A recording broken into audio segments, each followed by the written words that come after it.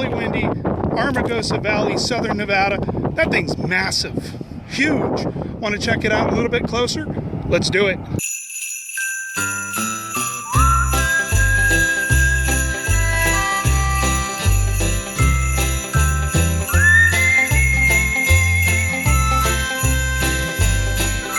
All right, so yeah, the backside of Firecracker's not so impressive.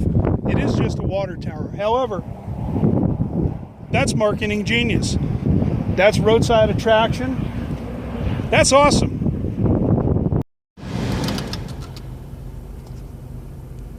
Well, as you can see, there's not a heck of a lot else going on out here, except for that little abandoned building right over there by the fireworks sign, and some jacked up trailers and buses out there in the distance. But hey, roadside attractions aren't always glamorous, but they are cool.